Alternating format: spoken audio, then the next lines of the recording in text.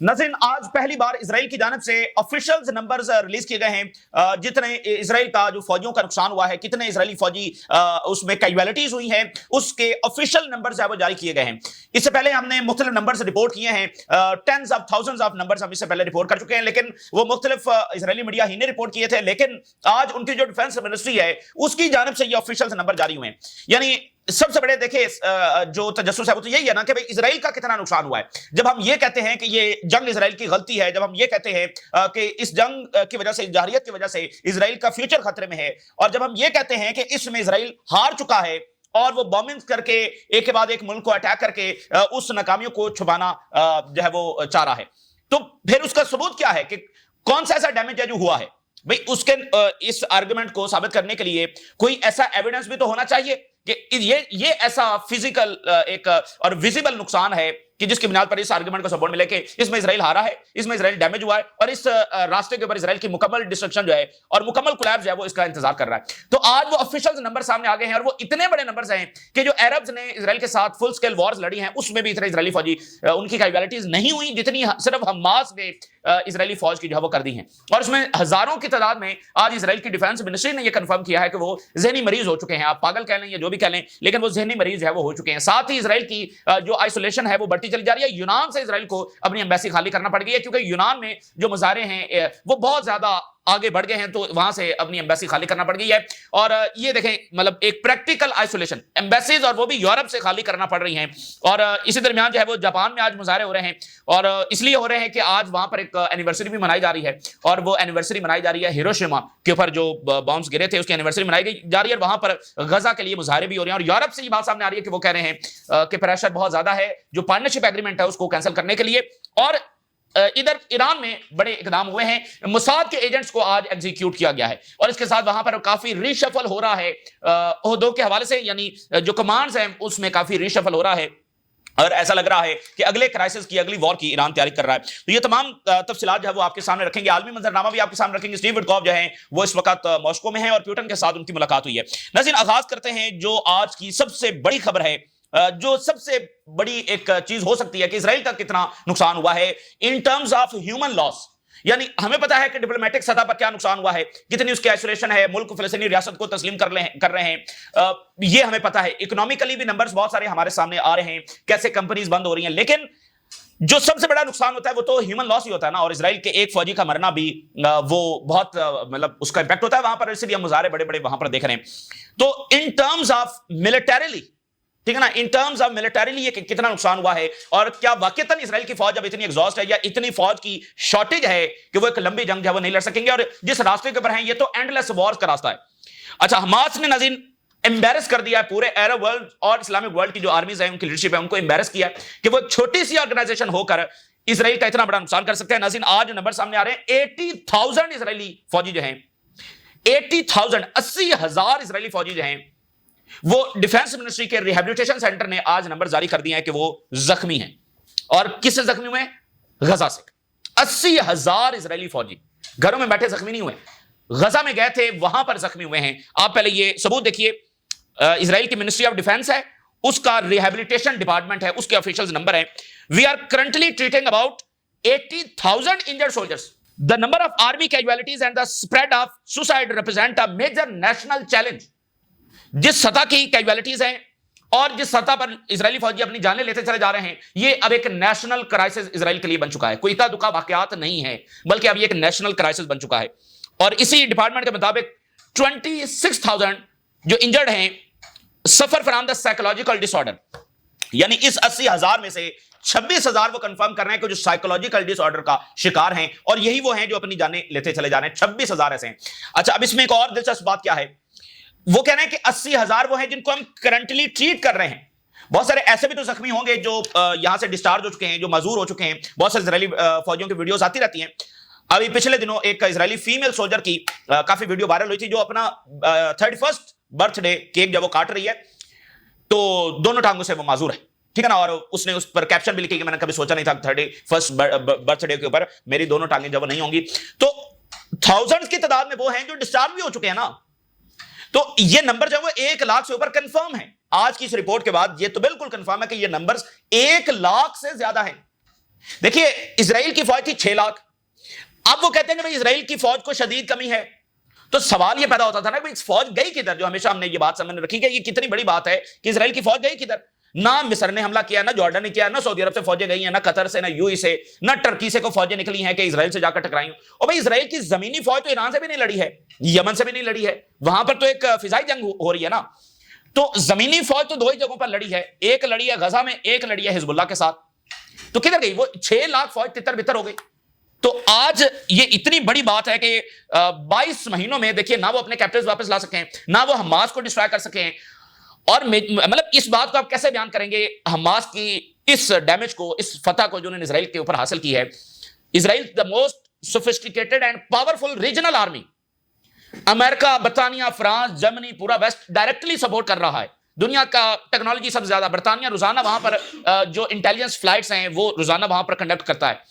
तो एक हमास छोटी सी, वो उस आर्मी को इतना नुकसान पहुंचा रही है जिससे पूरा मिडिल ईस्ट ना सिर्फ बल्कि पूरी इस्लामिक वर्ल्ड दुबक कर बैठी हुई है। अब ये अल्फाज कहने में कोई गलत बात तो नहीं है, दुबक कर ही सब बैठे हुए हैं उस इजरायली आर्मी से जिसका 1 लाख से ज्यादा फौजियों की कैजुअलिटीज हमास ने कर दी हैं।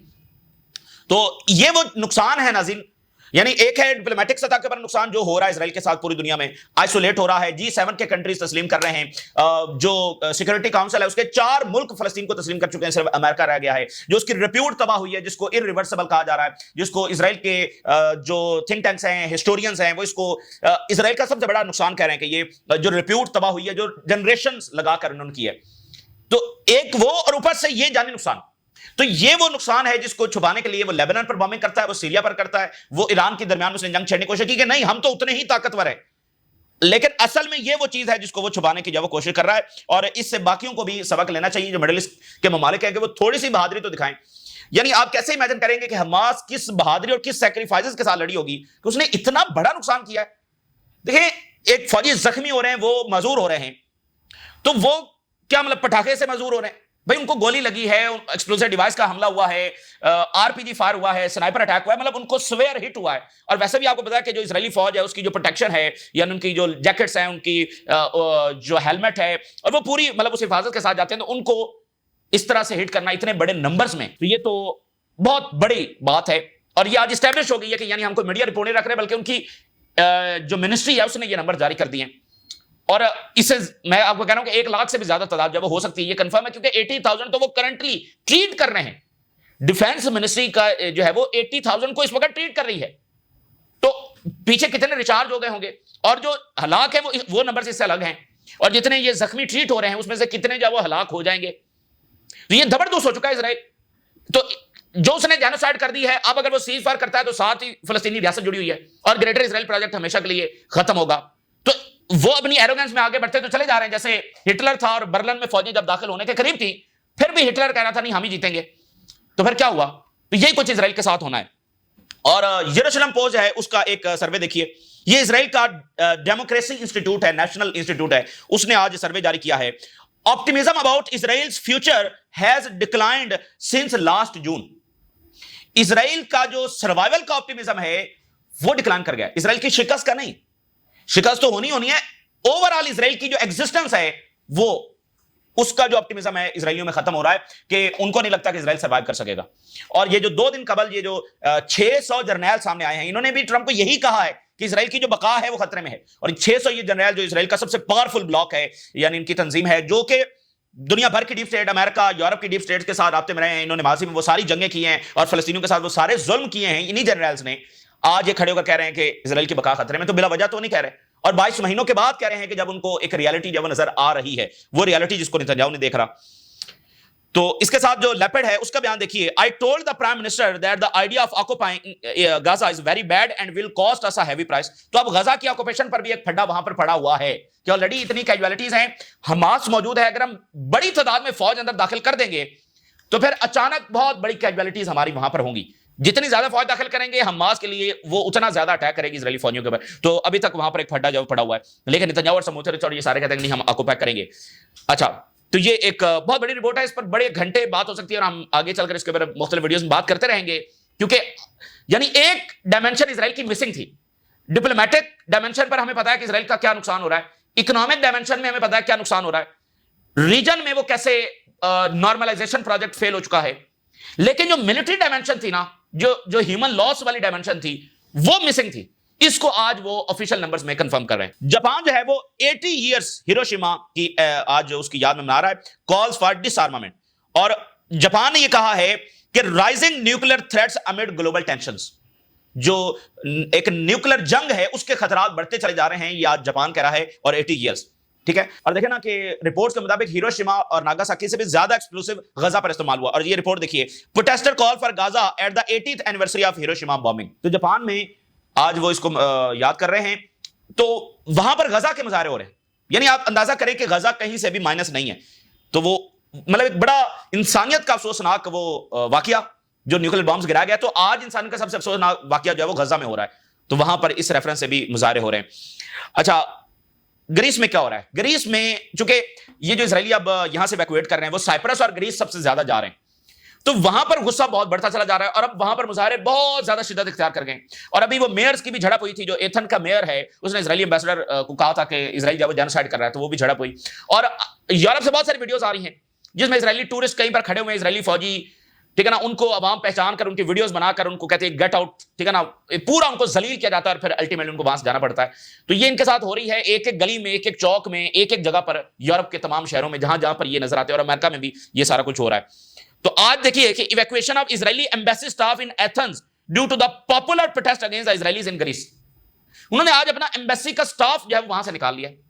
ये बहुत बड़ा यानी प्रैक्टिकल वाकया है कि इजराइल की आइसोलेशन, और किस वजह से निकाला है? प्रोटेस्ट इतने ज्यादा शदीद हो गए।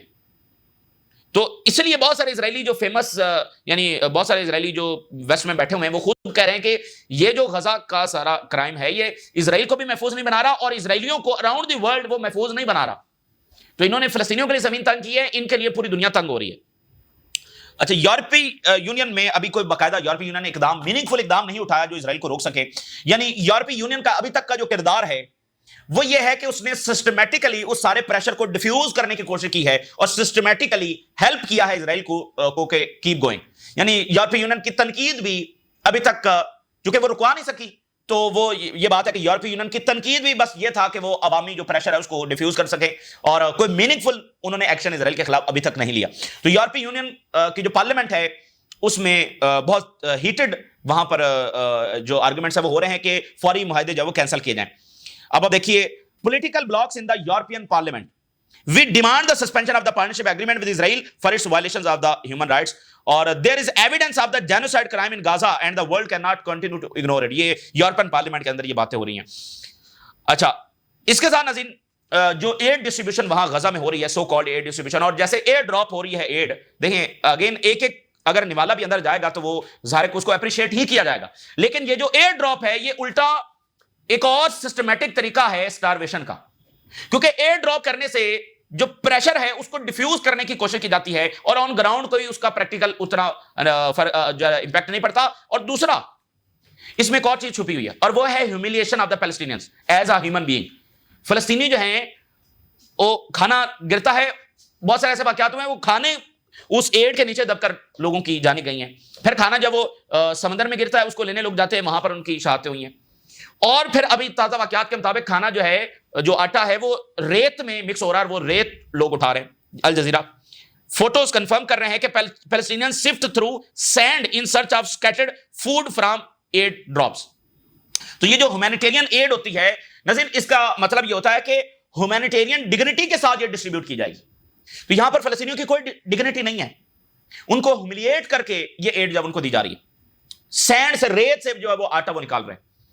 तो इसमें एक और चीज भी छुपी हुई है कि यानी एक तो एयर ड्रॉप से जो एक इंटरनेशनल प्रेशर है उसको डिफ्यूज करने की कोशिश, अब इजराइल कह रहा है हम ना कुछ स्टारवेशन कर रहे हैं ना हमने एड रोकी हुई है। और देखें, क्योंकि अभी ये जो एयर ड्रॉप हुई है इसमें बहुत सारे ममालिक ने आकर एयर ड्रॉप किया है, तो वो एक सिस्टम है। दूसरा, ह्यूमिलिएट करना, फलस्तीनियों को ह्यूमिलिएट करना, तो ये बहुत ही तकलीफ दे बात है। और पूरी अरब कौम, और कभी ऐसा नहीं हुआ कि पूरी अरब कौम में किसी एक हिस्से पर ऐसा जुल्म हो रहा और बाकी खामोश बैठे हों। ये पता नहीं आज इस पॉलिसी को समझने से सब जो है वो कसर हैं। जो मस्जिद अल अक्सा के शेख हैं उनको इजराइल ने बैन कर दिया 6 महीनों के लिए। क्यों? क्योंकि उन्होंने जो फ्राइडे में खुतबा दिया था उसमें उन्होंने कंडेम किया इजराइल की स्टारवेशन पॉलिसी को, तो इजराइल ने 6 महीनों के लिए उनको बैन कर दिया कि वो मस्जिद अक्सा में दाखिल नहीं हो सकते। تو جس طرح سے مسجد اقصی میں یہ بار بار داخل ہو رہے ہیں، جیسے یہ جینوسائیڈ کر رہے ہیں، ایسے کبھی بھی عرب ورلڈ، آپ دیکھیں عرب ورلڈ نے 3 جنگیں اسرائیل سے کی ہیں، کس لیے کی ہیں؟ فلسطینیوں کے لیے کی ہیں. عرب لیگ کس کے لیے بنی؟ فلسطینیوں کے لیے بنی.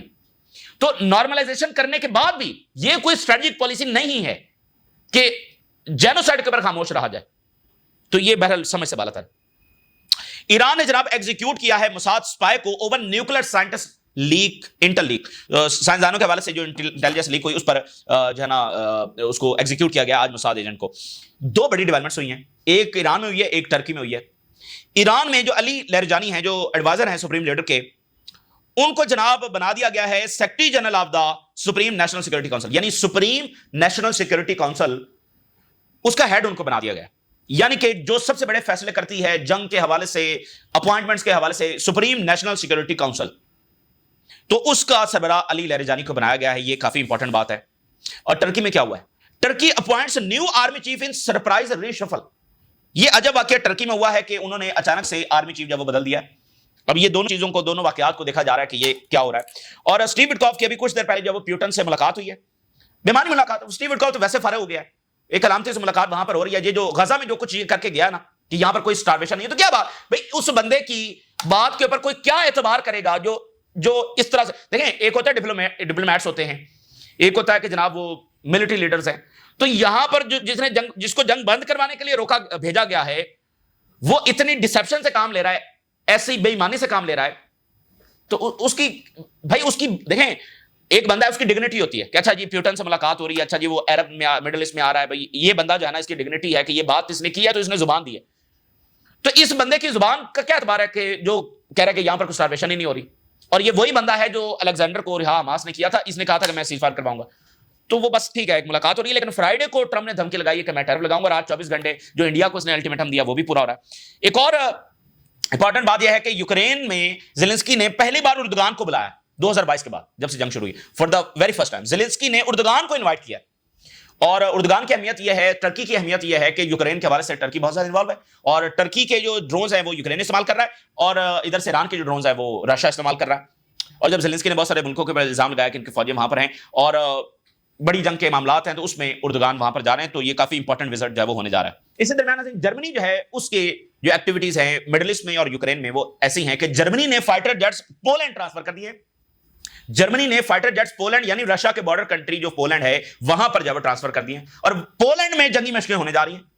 ادھر یوکرین کے ایک طرف مولڈووا ہے جس کو نیٹو اپنی وہ فرنٹ لائن بیس کنٹری بنانے جا رہا ہے، وہاں پر انفراسٹرکچر ڈیولپ کر رہا ہے، اور جرمنی نے فائٹر جیٹس پولینڈ ٹرانسفر کر دیے.